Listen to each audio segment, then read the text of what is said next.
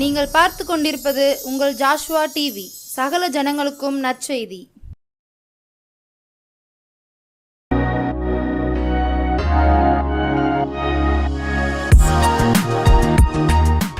நான் கர்த்தர் மாறாதவராய் இருக்கிறேன் என்று சொல்லி மாறாதவராய் மகத்துவம் உள்ளவராய் ஜீவாதி ஜீவனாய் ஜீவிக்கிறேன் இயேசு கிறிஸ்துவின் நாமத்தினாலே இந்த ஜெப வேளையில் வந்திருக்கிறேன். உங்கள் யாவரையும் அன்போடு வாழ்த்துகிறேன். சேனைகளின் கர்த்தர் உங்களை ஆசீர்வதிப்பாராக. சேனைகளின் கர்த்தரை உங்களை ஆசீர்வதிப்பாராக. என் அன்பு கர்த்தருடைய பிள்ளைகளே, இந்த நாளிலும் நாம் சற்று நேரம் தியானத்திற்கு முன்பதாக 2 ஜெப குறிப்புகளுக்காய் ஜெபித்து இந்த கர்த்தருடைய வார்த்தைக்கு நேராக செல்ல இருக்கிறோம்.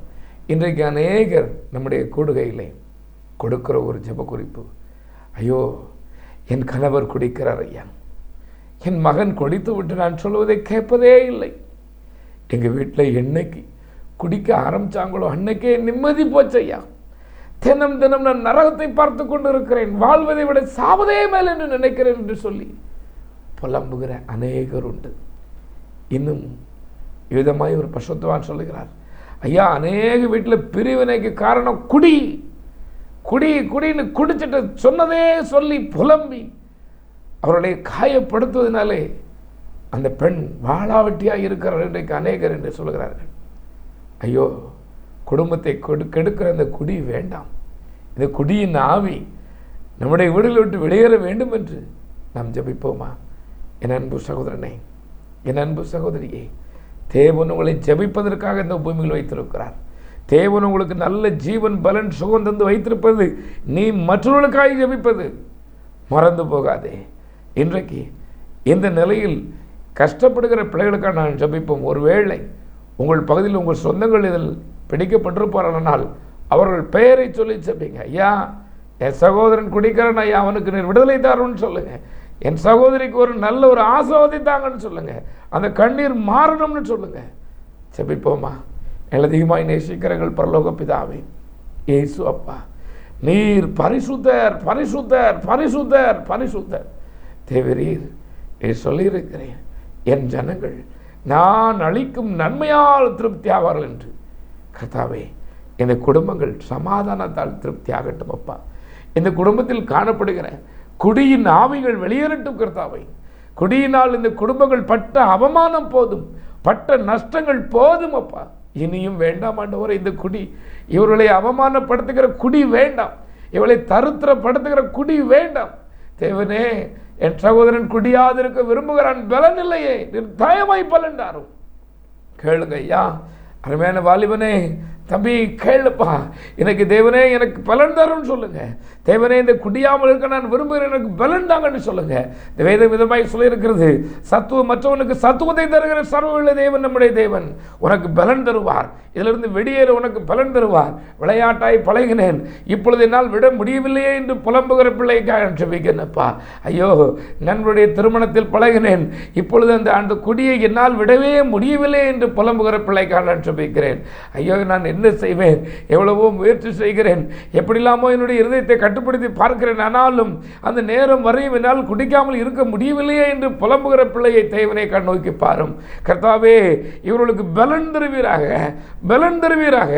சத்துவம் இல்லாதவனுக்கு சத்துவத்தை தருகிற சர்வ வல்லமையுள்ள தெய்வமே, இவர்களுக்கு குடியாமல் இருக்கிறதுக்கு பலன் தாரும். குடியின் வல்லமைகள், குடியின் ஆவிகள் அந்தந்த வீட்டை விட்டு வெளியேறட்டும் இயேசுவின் நாமத்தினாலே.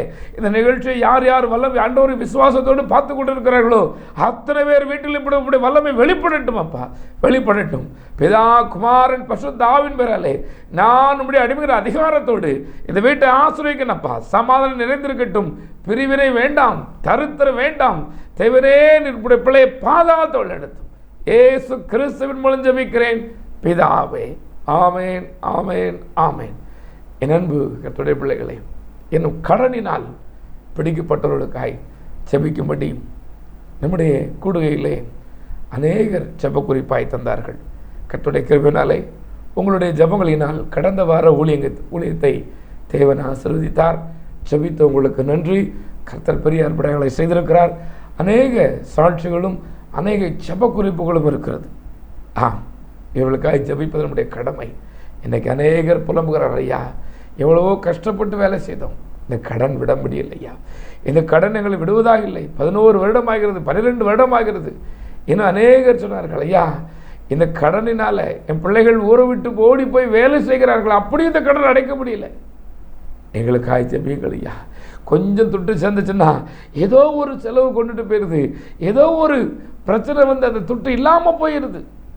எங்களுக்காக ஜெபியுங்கள் என்று பலர் நமக்கு சொல்லியிருக்கிறார்கள். அவர்களுக்காக ஜெபிப்பது நம்முடைய கடமை இல்லவா? நீங்கள் சொல்லுங்கள். ஒருவேளை இன்றைக்கு உங்களுடைய கரமும் ஐயா உழைத்து ஒன்றுமில்லாமல் இருக்கிறதா? நான் அவருடைய அடிமைகிற அதிகாரத்தோடு சொல்வேன், உன் கரத்தை இன்றைக்கு வானத்துக்கு நேராகிடு. அப்பா எனக்கு இறக்க செய்யுங்கப்பா. இந்த கரத்தினால் நான் அநேக வேலை செய்கிறேன், ஆனால் வருமானம் இல்லையே. இந்த கரத்தினால் வேலை செய்கிறேன், கடன்கள் அடைவிட முடியவில்லையே. என்னுடைய கரத்தை ஆசிரியப்பான்னு சொல்லுங்க. வாங்கின இந்த கரத்தை கொடுக்கிற கரமா மாத்துங்க டேடின்னு சொல்லுங்க. ஐயா சொல்லுங்க, அம்மா சொல்லுமா, நீ எவ்வளவு கஷ்டப்பட்டு வேலை செஞ்சு உனக்கு வருமானம் இல்லாது இருக்கிறதே, ஒன்றுமில்லாத இந்த சூழ்நிலை தரத்திறன் மாற வேண்டும் என்றால் உன் கரத்தை கர்த்தருக்கு ஒப்புவி, உன் இருதயத்தை கர்த்தருக்கு நேராக திருப்பு.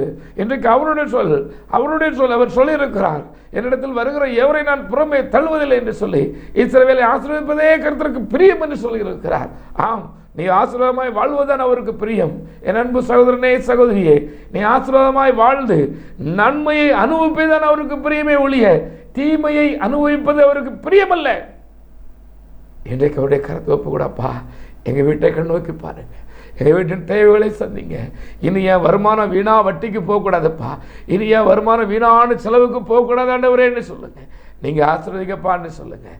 நீங்கள் ஆசீர்வதிங்க டேடின்னு சொல்லுங்கள். உங்களுடைய ஊழியத்துக்கு பயன்படுத்தணும், உங்களுடைய ராஜ்ய கட்டுமான பணிக்கு பயன்படுத்தணும். வீணா என்னுடைய பணங்கள் விருதாவாய் செலவாக கூடாதுன்னு சொல்லுங்கள். தேவனே நிர்மாணம் உங்களுடைய பிள்ளைகள் ஜெபிக்கிறாளப்பா. உங்களுடைய பிள்ளைகள் உம்மிடத்தில் வருகிறார்கள், தயவாய் நிறைவேற்றுக்கொள்ளும். எங்கள் மேய்ப்பர் ரட்சகருமாகிய இயேசு கிறிஸ்துவின் மூலம் ஜெபிக்கிறேன் பிதாவே. மரித்தேன் ஆனாலும் சதா காலங்களிலும் உயிரோடு இருக்கிறேன் என்று சொல்லி மரணத்துக்கும் பாதாளத்துக்கும் சவால் விட்டு எழுந்த என் எஜமான் இயேசு மகாராஜன் இன்றைக்கு உங்களோடு பேசும்படி இந்த அடிமைக்கு ஞாபகப்படுத்தின ஒரு வார்த்தை உண்டு. உங்களிடத்தில் வேத புஸ்தகம் இருக்கிறதா? என் அன்பு நண்பரே, என் அன்பு சகோதரனே சகோதரியே, ஏசாயா தீர்க்கதரிசியின் புஸ்தகம் 59ஆம் அதிகாரம் 1ஆம் வசனமும் 2ஆம் வசனமும் வாசிப்போமா? இதோ ரட்சிக்க கூடாதபடி கர்த்தருடைய கை குறுகி போகவும் இல்லை, கேட்க கூடாதபடிக்கு அவருடைய செவி மந்தமாகவும் இல்லை. ரட்சிக்க கூடாதபடி கர்த்தருடைய கை குறுகி போகவில்லையாம். இந்த நாளிலே, இந்த சிலுவை தியான நாளிலே நான் ஆண்டவராகிய இயேசு கிறிஸ்துவின் கரங்களை பற்றி உங்களுக்கு சொல்ல இருக்கிறேன். வேதத்திலே இவ்விதமாய் சொல்லியிருக்கிறது, அவருடைய கரம் ரட்சிக்கிற கரம், அவருடைய கரம் விடுவிக்கிற கரம், அவருடைய கரம் குணமாக்குகிற கரம், அவருடைய கரம் உயர்த்துகிற கரம். ஆம், தேவாதி தேவனுடைய கரம் எத்தனை வல்லமை இருக்கிறது என்று பாருங்களேன். அந்த வல்லமை உள்ள தேவன் இவ்விதமாய் சொல்லியிருக்கிறார், ரட்சிக்க கூடாதபடி என்னுடைய கரம் குறுகி போகல. இன்றைக்கு அநேகர் நினைக்கிறது உண்டு, ஐயா என் அன்பு சகோதரனே சகோதரியே, ஒரு நாள் ஜெபம் பண்ணி 2 நாள் ஜெபம் பண்ணி மாதிரி நினைக்கிறது, ஆண்டவரின் ஜெபத்தை கேட்பதில்லை, ஆண்டவர் என்னை கைவிட்டு விட்டார் பிரதர், ஐயோ அவர் என்னை கைவிட்டார். என் அன்பு நண்பரே, என் அன்பு சகோதரனே சகோதரியே, தேவன் கைவிடுவார் என்றால் நீ பூமியில் இன்றைக்கு சுகமாய் வாழ்ந்திருக்க மாட்டாய். இன்றைக்கு உனக்கு இந்த நல்ல வேலை கிடைத்திருக்காது, நல்ல குடும்பத்தில் இருந்திருக்கிறாது. தேவன் உன்னை கைவிடாமல் இம்மட்டும் உன்னை பாதாத்து வழிநடத்தி வந்தபடினால் நீ இன்றைக்கு ஆசீர்வாதமாய் இருக்கிறாய்.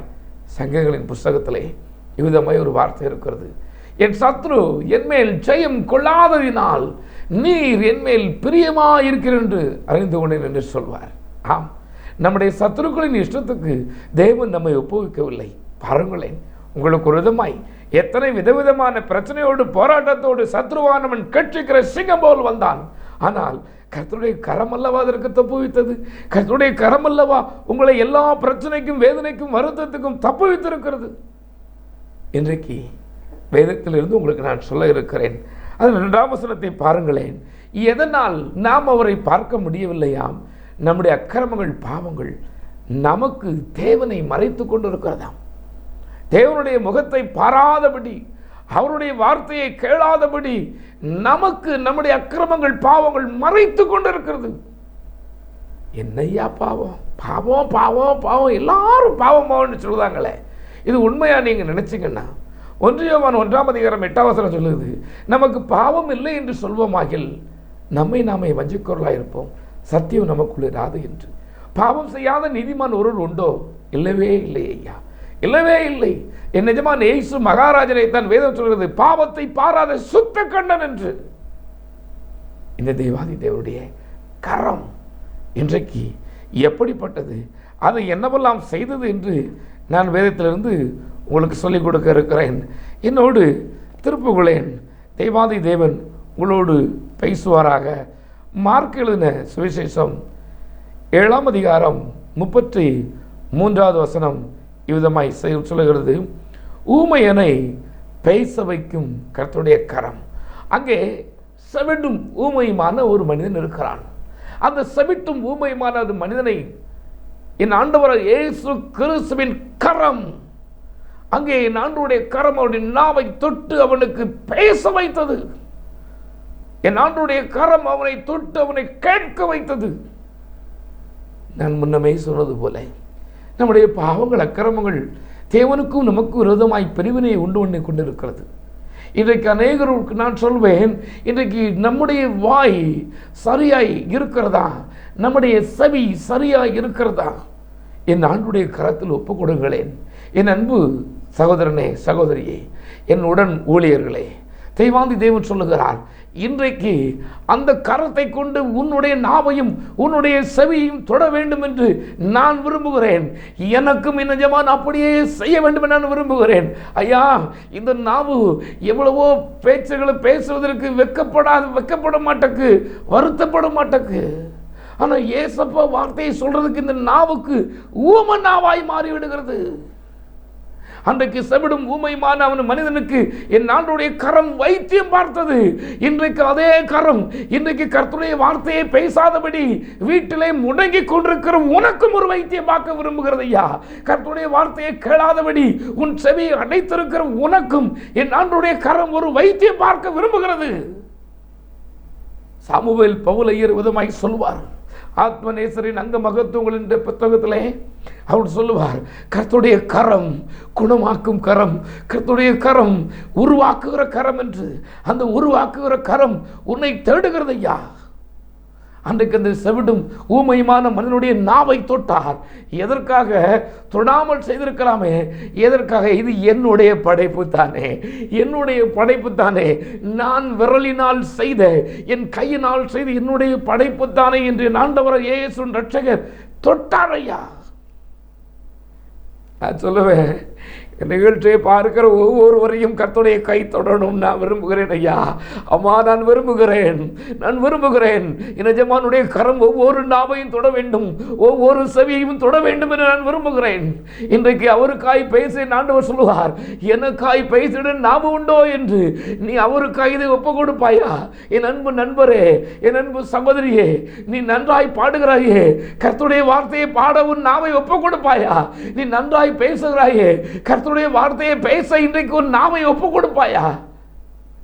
ஒப்பு கொடுப்பா, ஒப்பு கொடுங்க ஐயா.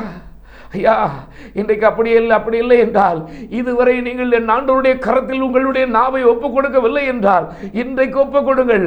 அப்பா, அந்த செவிடும் ஊமையுமானவனை தொட்டது போல என் நாவையும் தொடுங்கள் என்று சொல்லுங்கள்.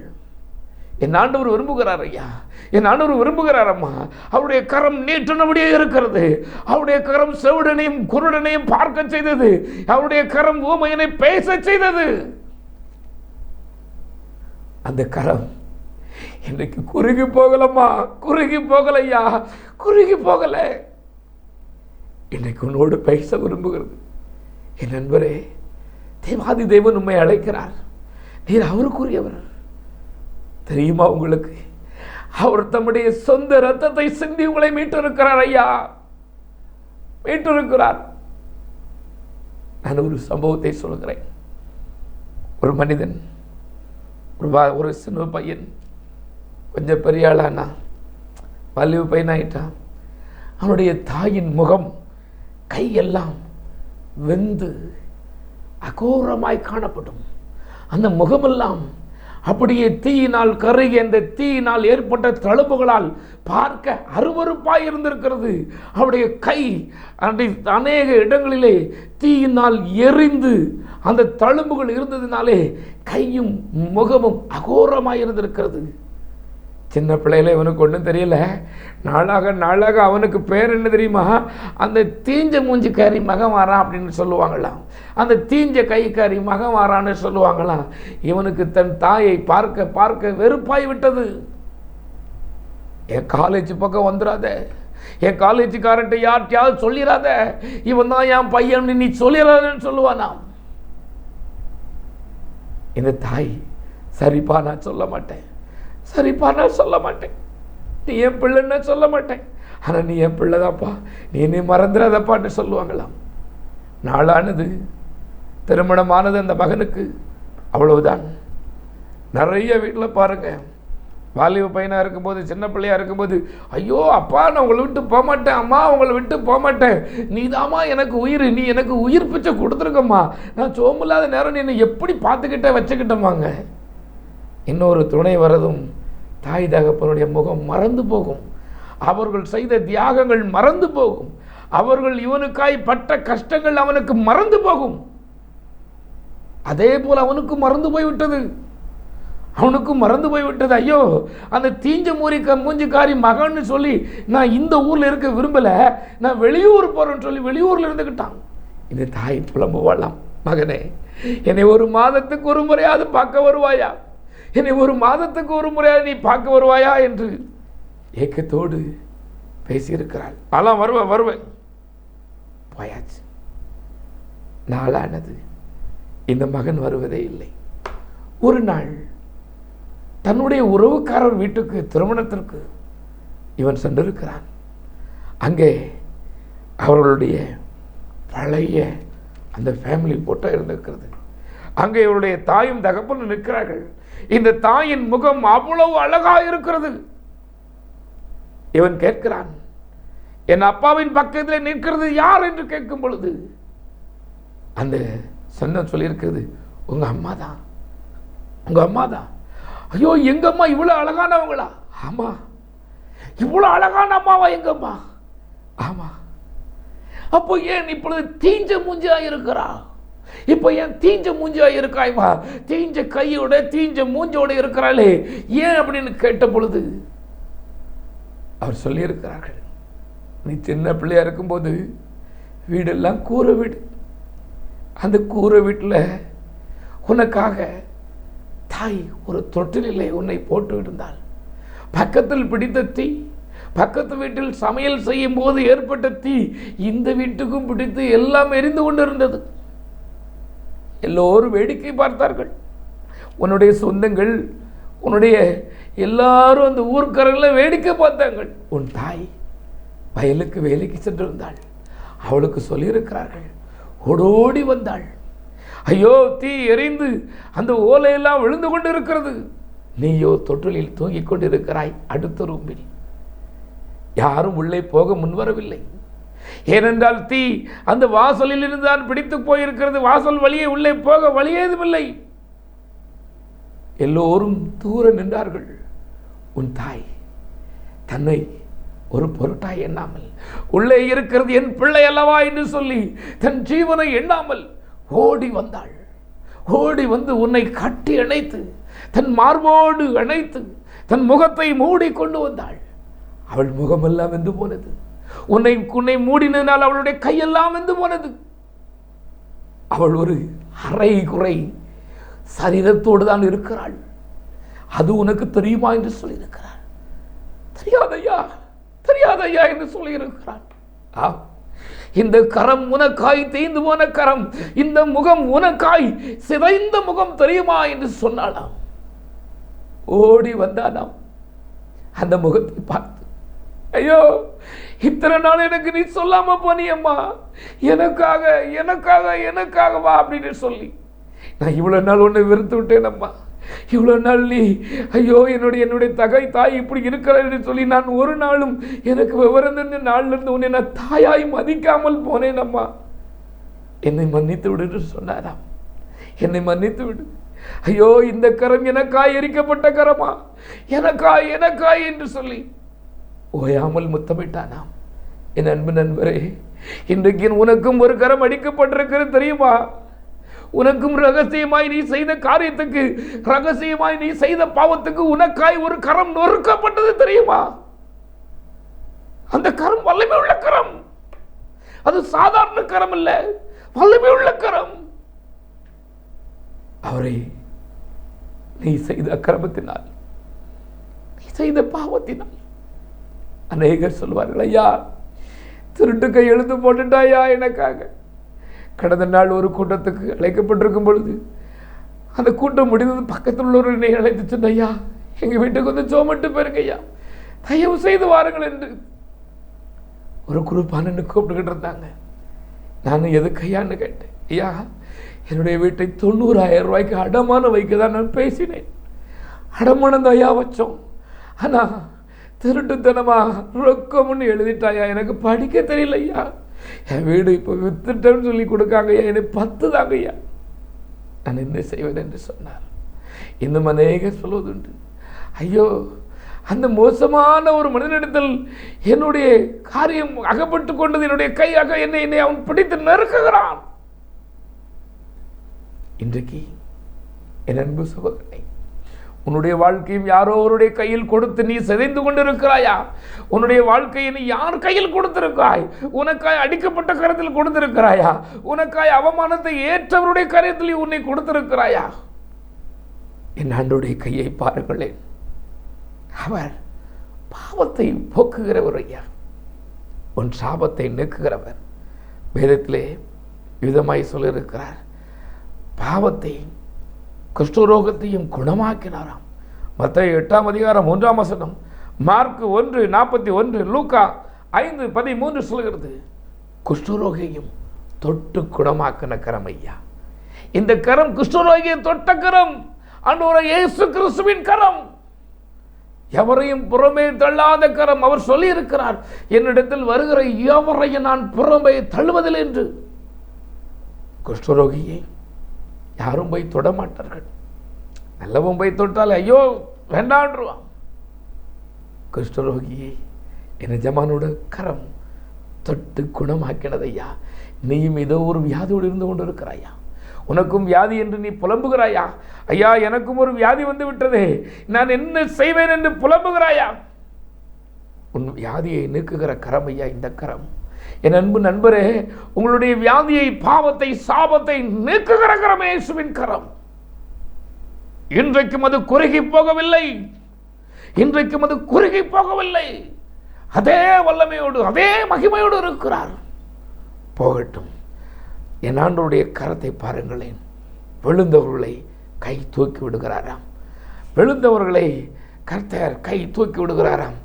சங்கீதங்களின் புஸ்தகம் 30ஆம் அதிகாரம் 1ஆம் வசனம் விதமாய் சொல்கிறது, கர்த்தாவே என் சத்துருக்கள் என்னை மேற்கொண்டு மகிழ்விடாமல் நீர் என்னை கை தூக்கி எடுத்தபடியால் நான் உம்மை போற்றுவேன் என்று சங்கீதக்காரர் தாவீது சொல்லுகிறார்.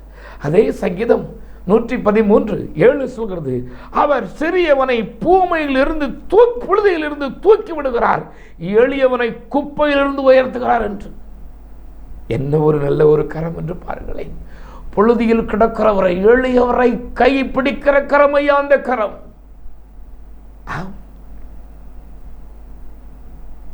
ஒரு நாள் அருமையான தேவ மனிதர் டிஜிஎஸ் தினகரன் ஐயா சொன்ன ஒரு சம்பவம்.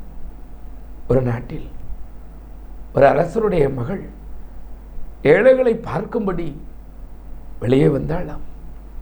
ஏழையை பார்த்து கொண்டிருக்கும் பொழுது ஒரு பெண், அவள் குட்டி பிள்ளை, அந்த குட்டி பிள்ளையை இன்னொரு ஏழ்மையான, இவர்களால் அற்பமாய் மதிக்கப்பட்ட ஒரு பிள்ளை கை கொடுத்ததாம். அவ்வளவுதான். அந்த நாட்டின் அதிபதிகள் கூடி சொன்னார்களாம், நம்முடைய சட்டத்தின்படி இவள் தீட்டான பிள்ளையை தொட்டுவிட்டாள், இந்த கரத்தை வெட்ட வேண்டும் என்று சொன்னார்களாம். அப்படியே செய்தார்களாம்.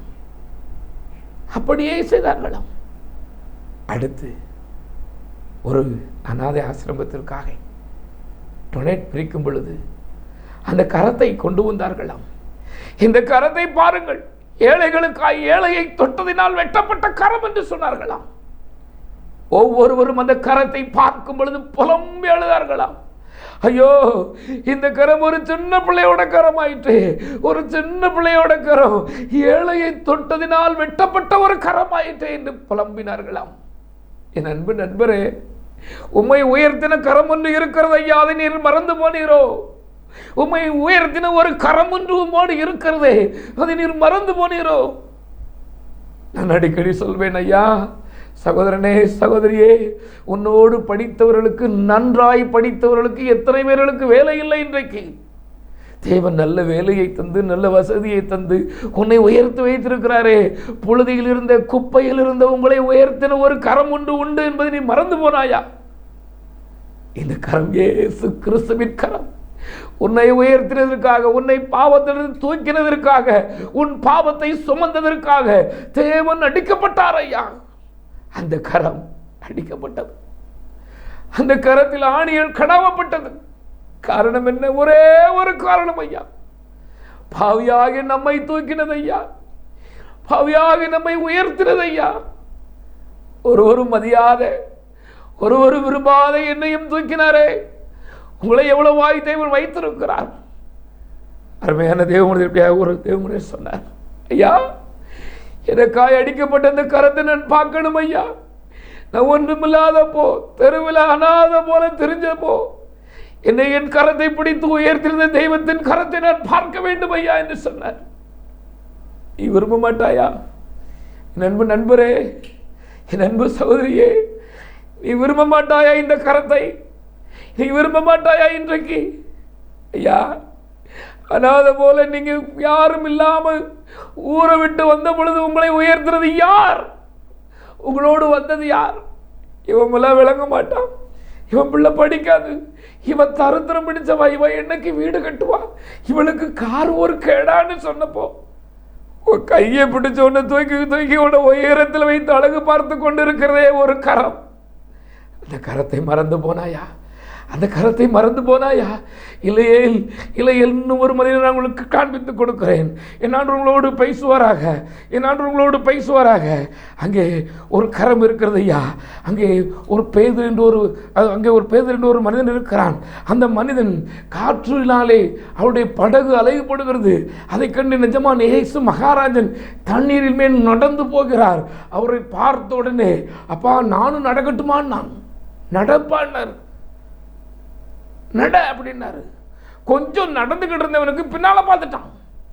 இன்னைக்கு நிறைய பேர் தயா செய்திய, கொஞ்சம் ஊழியத்துக்கு தேவன் உன்னை அழைத்தார், ஊழியத்துக்கு உன்னை அழைத்தது உண்மை, உன்னோடு அவர் இருக்கிறது உண்மை. ஆனால் நீ உலகத்தை பார்த்து அல்ப மனிதன் சொல்லுகிற வார்த்தையை கேட்டு நீ மூழ்கி போனாயோ?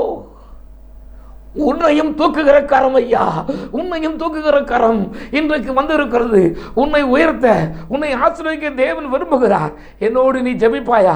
என் அன்பு நண்பரே, இந்த கரம் உன்னை இன்றைக்கு தேடுகிறது ஐயா. என் ஆண்டவனோடு பேசுவாராக. நான் சொன்னது போல கர்த்தரை நம்பி விசுவாசத்தில் நீ எவ்வளவு நாள் வந்தாய், இன்றைக்கு விழுந்து போனாயே. கர்த்தரை நம்பி நீ விசுவாசத்தோடு நீ இருந்த அந்த பழைய நாட்கள் எவ்வளவு வைராக்கியமாய் இருந்தாய். இன்றைக்கு உலகத்தின் நெருக்கத்து, உலக கவலையை பார்த்து, உலகத்தின் சிற்றின்பத்தை பார்த்து நீ மூழ்கி போனாயோ? உன்னை தூக்குவதற்கு அவருடைய கரம் தயங்கல் ஐயா. அதில் சொல்லி இருக்கிறது பாருங்களேன். என் ஆண்டவர் உங்களோடு பேசுவாராக. மத்தேயு 14:29-30 சொல்கிறது, தம்முடைய கரத்தை நீட்டி, ஐயா தான் சொன்னதை நம்பி வந்துட்டு பின்னால திரும்பி பார்த்து மூழ்கி போனவன், அவனை பிடிக்கிறதுக்கு நம்முடைய கரத்தை நீட்டினார் ஐயா. இன்றைக்கு உனக்கும் கரத்தை நீட்ட இருக்கிறார். இன்றைக்கு அதே தேவன், வல்லமை உள்ள தேவன் உன்னோடு பேச இருக்கிறார். என்னோடு ஜெபிப்பாயா? கண்களை மூடி அப்பா என்று சொல்லு, இயேசுவே என்று சொல்லு. கர்த்தாவே, உம்முடைய கரம் ஆணி வாய்ந்த கரம் அல்லவா, எனக்காய் அடிக்கப்பட்ட கரம் அல்லவா, என் அக்கிரமங்கள் என் பாவங்களை சுமந்த கரம் அல்லவா. கர்த்தாவே, இந்த கரத்தின் வல்லமை இப்பொழுது வெளிப்படட்டும் அப்பா. யார் யார் வியாதியோடு இருக்கிறார்களோ அவர்கள் மேல் உம்முடைய கரம் நீட்டப்படுவதாக. யார் யார் இப்பொழுது ஜெபித்துக் கொடுக்கிறார்கள் அவர்கள் மேல் உம்முடைய கரம் நீட்டப்படுவதாக. உம்முடைய ஆசீர்வாதத்தின் ஊற்றுக்கண்கள் திறக்கப்படட்டும் அப்பா. இயேசு கிறிஸ்து ஜீவிக்கிறார். ஜீவனுள்ள ஜீவாதிபதி ஜீவிக்கிறார். பிள்ளைகள் சாட்சிகளாய் மாறட்டும். பிதா, குமாரன், பரிசுத்த ஆவியின் பெயரிலே ஜெபிக்கிறேன் ஜெபங்களும் நல்ல பிதாவே.